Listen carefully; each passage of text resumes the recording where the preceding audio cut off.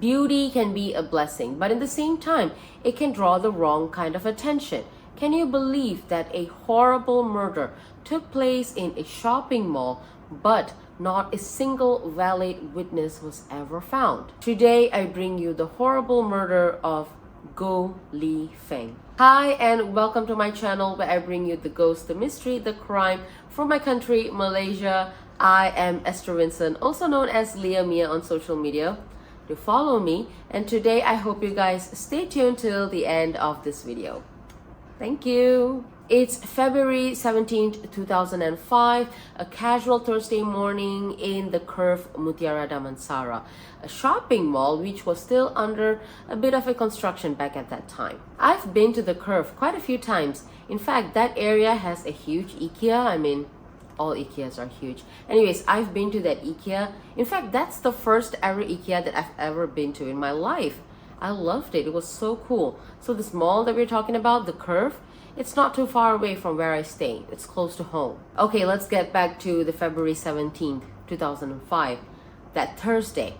Everyone, shoppers as well as retail workers, everyone was going about their day. You know, the day started as usual. Among them was the young 26-year-old Fang. Just 26-year-old, so young. She was a beautiful young woman, often remembered for her kindness and the warmth that she brought to her boutique and her customers. She had co-founded a children's clothing store with two of her close friends. They named it Ovo the Difference.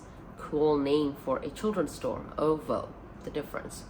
So it was still very new. It was like 3 months into their business. The business was still finding its footing in the mall, in the area. But on this day, 17th of February 2005, everything changed. Around 10 a.m., Fang opened the store alone as she often did. Nearby shopkeepers saw Fang opening the door of her store, preparing the store for the day. So you see, there were people around, other shopkeepers, other people who worked in the stores nearby. They saw Fang opening up the store, preparing. But 3 hours later at 1:15 p.m., one of her business partner arrived at the store just to be greeted by a scene out of a nightmare. She found Fang lying motionless at the back of the store. She was lying on the floor covered in blood, lying on top of a pool of blood. She was stabbed 7 times, brutally attacked, and later the authorities also confirmed that she had been sexually assaulted. An investigation immediately started, but things kind of got complex pretty quickly because her personal belonging, like Fang's wallet, was still in the store, which had 500 Malaysian ringgit in cash in it. That was not stolen. The only thing that was missing was her personal cell phone. So the police quickly ruled out robbery as a reason. But this attack did not feel random. It did not feel out of the blue. It felt personal. So the police started moving quickly.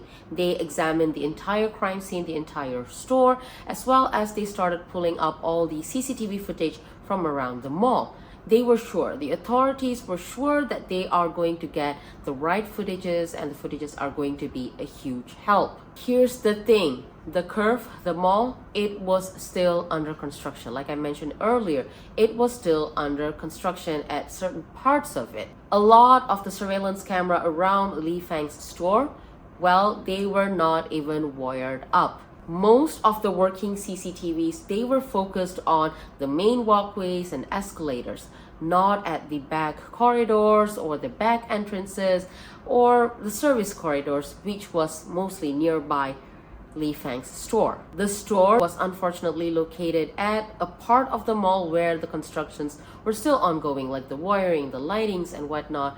It was just very sad. So the police did not get any big help from the CCTV footages like they expected. But in the investigation, somehow they found another footage that actually showed a man entering into the same boutique, Fang's boutique, on that particular morning. The authorities quickly tracked the man down and found out that he was a 32-year-old businessman, so they detained him for questioning and they took the sample of his DNA, hair, fingernails to do comparison from whatever they found at the scene of the crime or on Fang's body. But nothing matched. Like, nothing matched with whatever the police had already have. The businessman even had a very strong alibi that held up. So the police, they could not hold him any longer. They had to release him.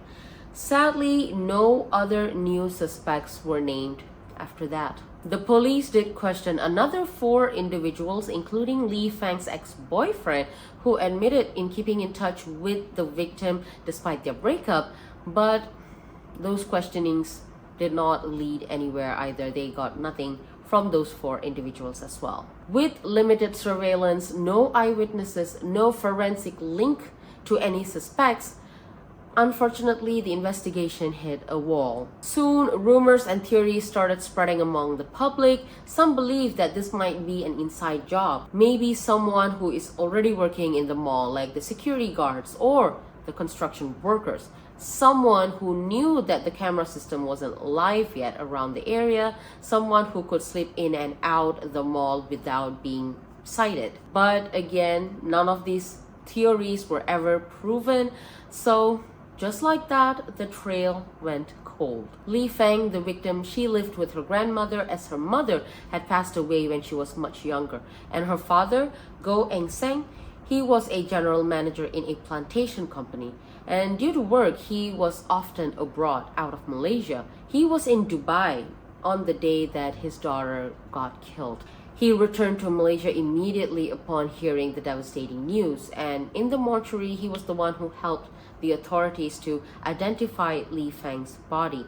And in his grief, he said something that haunted many. Quote, "A girl should not be too beautiful, but just regular looking." End quote. I understand that that sentence is not very pleasing to the ears, but I think we all can understand where he comes from. Like, this was not victim blaming, it was heartbreak. A father trying to understand why his daughter, who had everything ahead of her, was taken in such a cruel, senseless way. People, we grieve in different ways, and we might not have the right words to say at that time. Her funeral was held at the Church of Assumption, and she was finally laid to rest in the Nilai Memorial Park, Seremban, on the 21st of February 2005.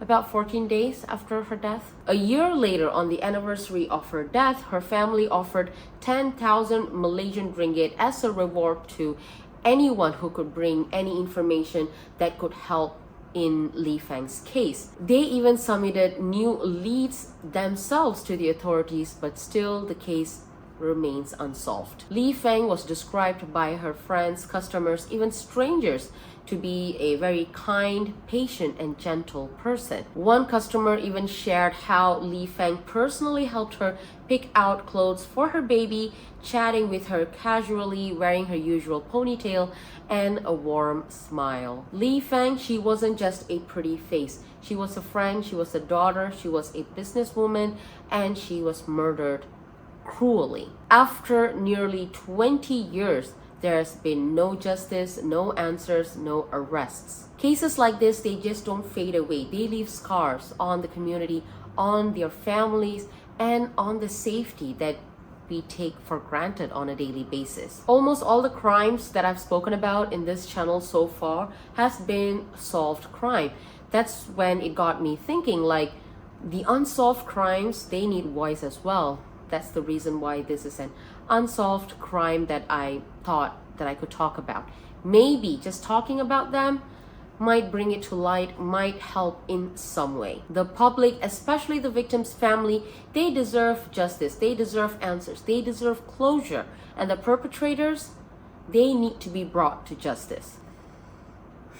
Yeah.